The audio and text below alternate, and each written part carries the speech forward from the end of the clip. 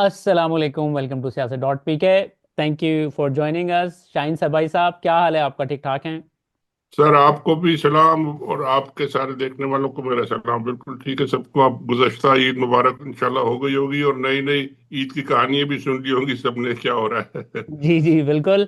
आम, चंद खबरें हैं मैं आपके साथ डिस्कस करना चाह रहा था। पहले जो है ना, ये साद साहब ने, इनको आदिल राजा साहब ने भी रीट्वीट किया हुआ है। इन्होंने एक इंटरेस्टिंग ट्वीट की है जो कि मैं आपके सामने रखना चाह रहा हूँ। कहते हैं द डिपार्टमेंट ऑफ जस्टिस, जी जी जी। DOJ is enforcing the foreign Agents Registration Act against individuals who travel to Pakistan to meet with representatives of the establishment. Sir ये इसका क्या हाँ, क्या मतलब है?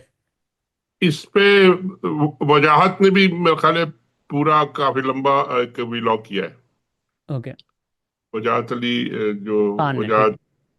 खान साहब जो, और कई लोग इस पे बात कर रहे हैं। सब लोग ये कह रहे हैं कि जी ये जो गए थे ये लोग अपने वकीलों को फौरन पकड़े, वरना ये कि ये फंस जाएंगे कहीं कहीं ना कहीं।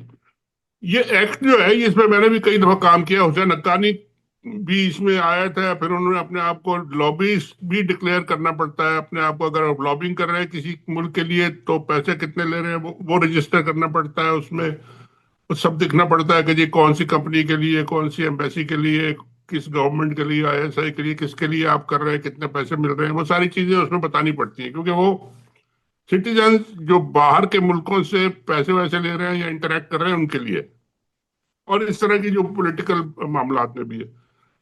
अब ये जो इन्होंने सब लोगों ने शोर मचाया, शहजाद अकबर साहब ने भी ये बहुत सारे लॉज निकाल के दिखाए थे हमें। सर मैं ये एक है। सेकंड, आप आगे बात को आगे बढ़ाने से पहले मैं थोड़ी सी आपसे क्लैरिफिकेशन चाहूंगा कि डिपार्टमेंट ऑफ जस्टिस अमेरिका का जो इन्वॉल्व हो रहा है, वो ये समझ रहे हैं कि ये अमेरिकन सिटीजन हैं और ये किसी दूसरे मुल्क के इस्टेब्लिशमेंट से जाकर मिले हैं, जो कुछ अमेरिका में हो रहा है उसके हवाले से। Is that correct? ये अमेरिकन सिटीजन के लिए है ये कानून। हम्म।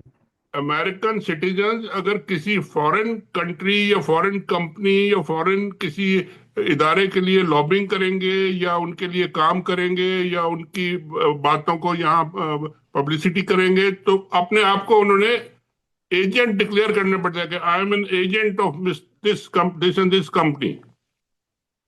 और लॉबिंग भी करते हैं तो लॉबिंग भी डिक्लेयर करना पड़ता है अपने आप को कि I am lobbying as an agent for this and this company at this price.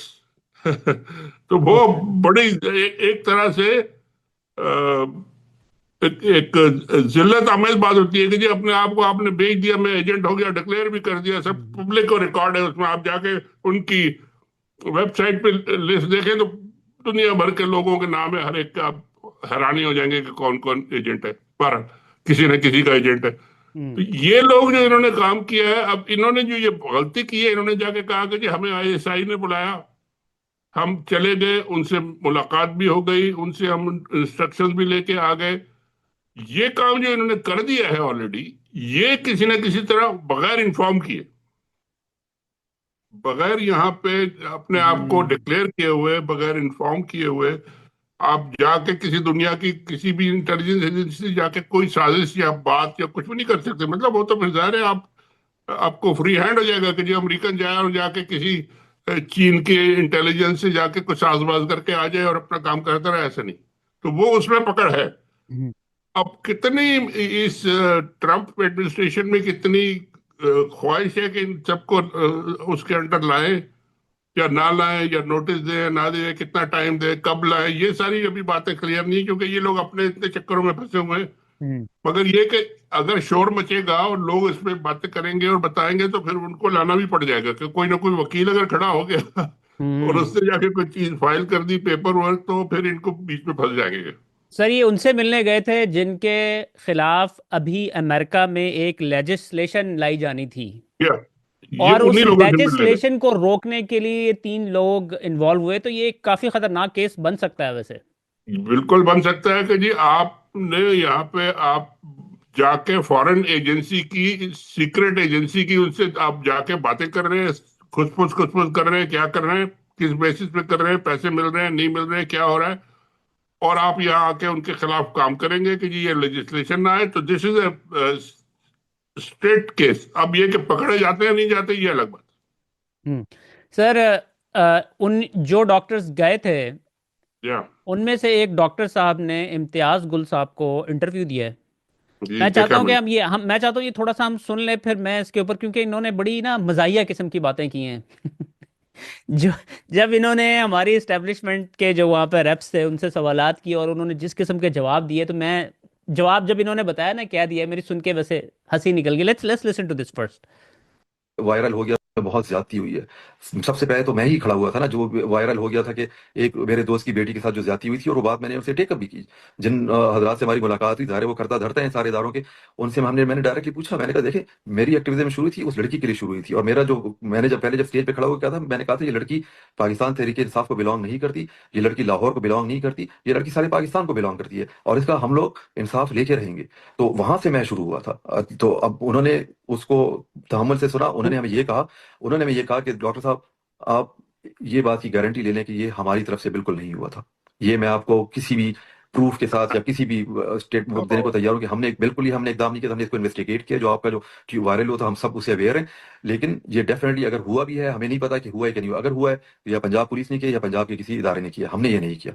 भी तो हम ऐसी हरकत को सोच भी नहीं ये सकते कि खत्म हो, ये क्लिप खत्म हो गया आपका? नहीं, अभी है तो सही, लेकिन आई थिंक इतना ही काफी है, इतना ही काफी है हमारे इसके ऊपर कमेंट करने के लिए। देखिए, इनकी इनकी ये सर जो ये जो बात कर रहे हैं ना कि जी उन्होंने कहा कि जी मैंने जाके रेज किया और ये किया, ये ऐसे बात कर रहे हैं जैसे किसी छोटे से आदमी को आप किसी बड़ी जगह पे बिठा दें, ही इज ओवर ऑल्ड।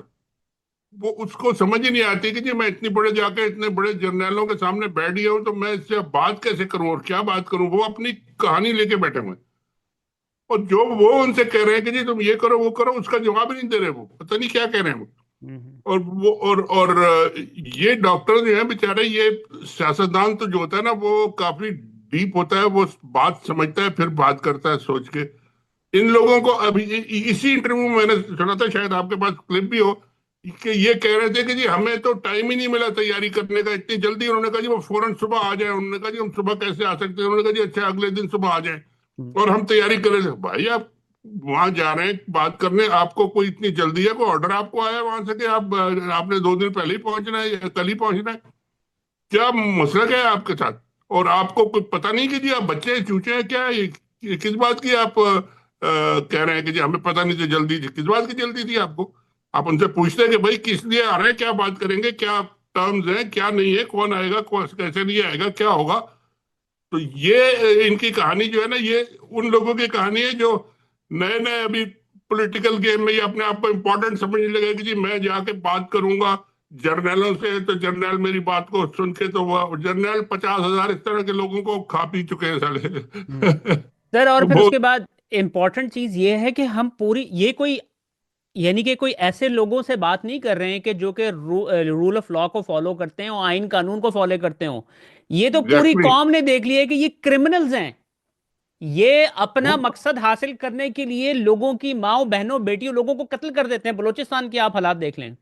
यही बात मैं कह रहा था कि इन लोगों को वो चीज उनके दिमाग में नहीं रही। उन्होंने कहा कि हमें बुला लिया है तो बस हम सबसे इंपॉर्टेंट है और हमने जो बात करनी है वो हमने कह दिया उनसे, हमने जाके कह दिया। भैया आपके कहने से क्या, पूरी दुनिया यही कह रही है, वो सुनते किधर है आपकी? हम्म। और आप बड़े इंपॉर्टेंट खुश होकर आ गए कि जी मैं वहां से वापस आ गया, मैंने सारी बातें कर दी, पूरा लिस्ट उनको दे दी।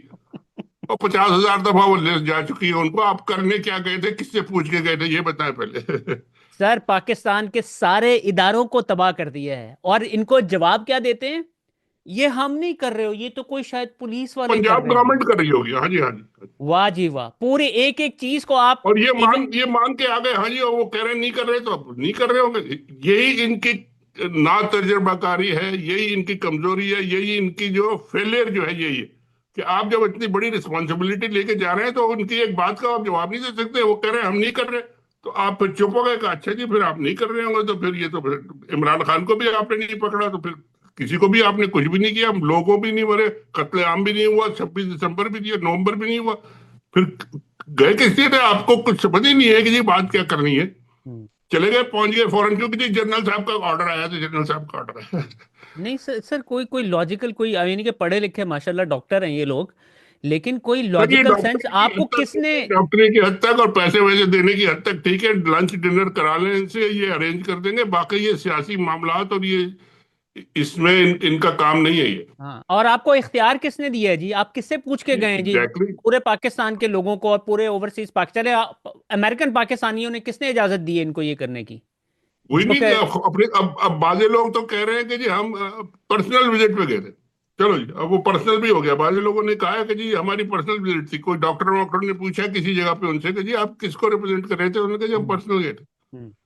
तो अब वो फंस गए बेचारे। नहीं, ये ना तजुर्बाकार लोग हैं पॉलिटिक्स में और ये निगोसिएशन में। फौज इनको बेवकूफ बना रही है, आईएसआई इनको वो चक्कर दे रही है। ये इसी घमंड में है कि जी मैं जर्नल से मिल लिया और मैं आईएसआई चीफ से बात कराया। भाई ये सब बातें बहुत छोटी छोटी होती हैं। आप जाके बात करके क्या है ये बताएं आप, और आप वहां पे जाके आपने जो नुकसान पहुंचाया है उसका आप कुछ दावा करें। सर, अच्छी बात यह है कि ये सोशल मीडिया का दौर है, लोगों ने तो इनको हाँ, चीड़ फाड़ के रख दिया है बेसिकली इनको। छोड़ना नहीं अब ये। आप ये देखें जी, मोहित पीरजादा साहब जिन्होंने सिंपली इसको रिपोर्ट किया था, लेकिन उनकी रिपोर्टिंग के अंदर जो है ना थोड़े से फ्लॉज थे कि वो इनकी तारीफें वगैरह कर रहे थे, कुछ इस तरह की इन्होंने हरकत की, तो लोगों ने उनको भी नहीं एक्सेप्ट किया। लोगों ने मोहित पीरजादा के खिलाफ जो मैसिव कैंपेन चली है उसके बाद, यानी कि जो लोग है ना, कोई भी किसी को भी दो नंबरी करने नहीं देते हैं, क्योंकि everybody is involve in this right now.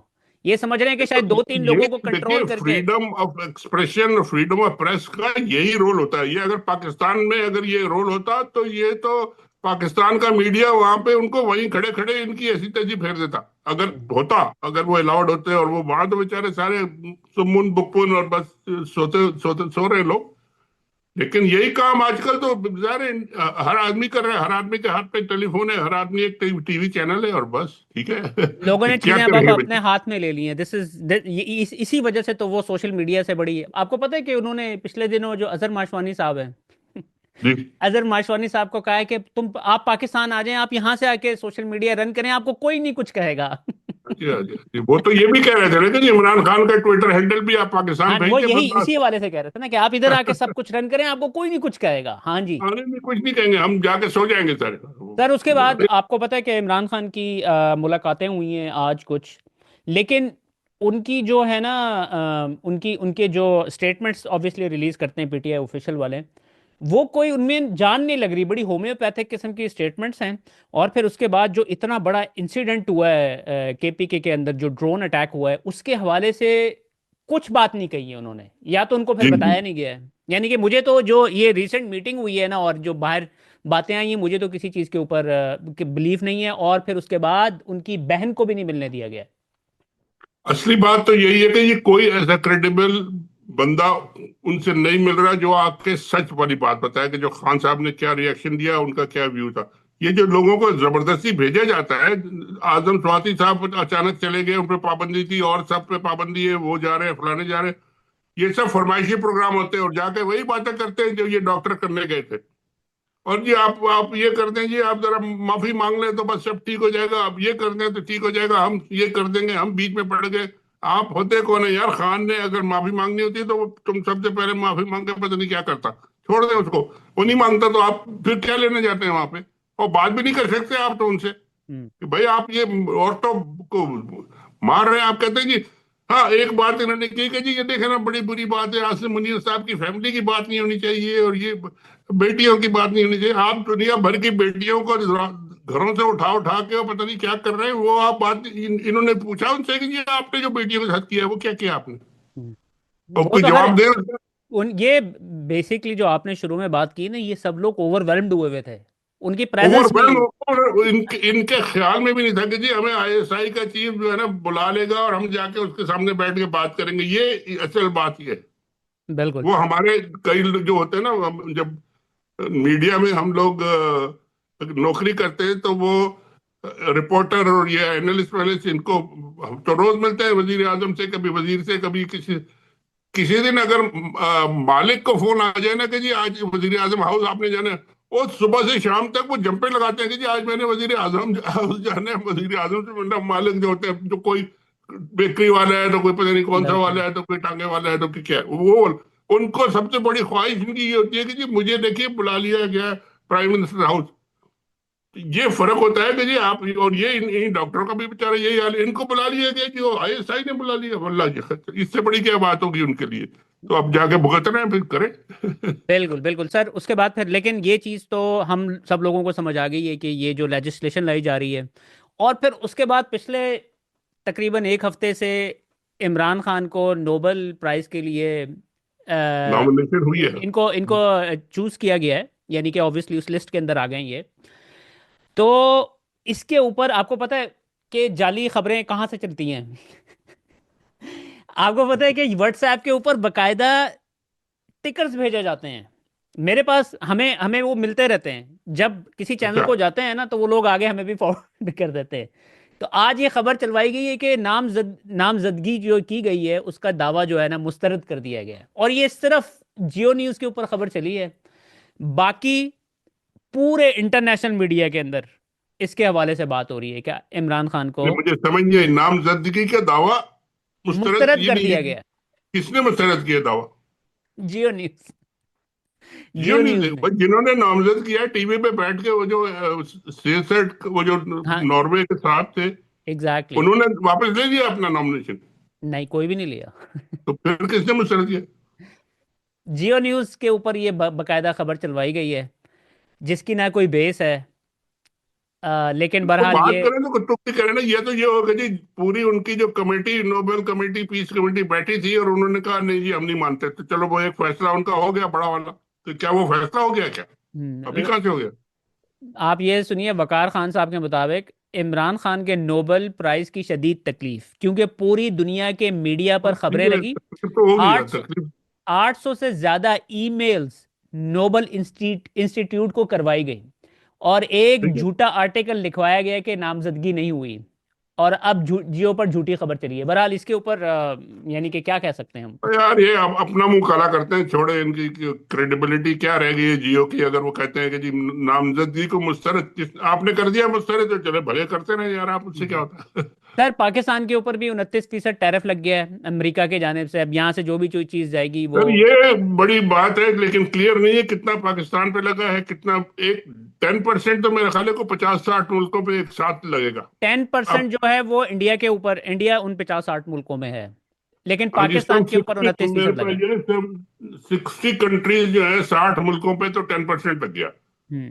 अब ये कि इंडिविजुअली अलग अलग अलग अगर कुछ लगा है, 29% आप कह रहे हैं पाकिस्तान पे लगा है, तो वो बहुत बड़ी मुश्किल होगी। बिल्कुल, ये तो उनका, तो पाकिस्तान की पाकिस्तान का 5 बिलियन डॉलर्स की एक्सपोर्ट होती है अमेरिका वो एवरी। बट्टा बैठ जाएगा, वो 1 बिलियन भी नहीं आएगी। कौन मंगाएगा जी आपके 30%? आप ज्यादा पैसे देके कौन के इतनी खास चीजें बना रहे हैं? आप क्या टॉवल बनाते हैं, छोटे छोटे टॉवल, जिसे टॉवलेट्स कहते हैं ना, जो जो बाथरूम में एक दफा यूज करके फेंक देते हैं, वो बनाते हैं। छोटे छोटे कुर्ते, कमीजें, बनियाने, अंडरवियर, ये तो बनाते हैं बेचारे हम लोग। स्पोर्ट्स की इक्विपमेंट भी बनती है और सियालकोट उसके में ठीक काफी। है, हाँ, वो कर ले, मगर बहुत थोड़े वॉल्यूम उनका बहुत कम है, और वो भी बढ़ जाएगा अगर ये 29% लग गया तो। वो भी यानी कि खत्म होने की तरफ जा रहा है सर। ये आज बिल्कुल। एक बड़ा अच्छा इनिशिएटिव लिया है बैरिस्टर सलमान अकरम राजा साहब ने। ये उनके धरने के ऊपर गए और इन्होंने बड़ी ही जबरदस्त किस्म की स्पीच की है। ये बलूचिस्तान वाले पे गए? जी जी जी जी। आपको आपको अच्छा सुनवा अच्छा। दूं थोड़ा सा मैं एक्चुअली। जी जी।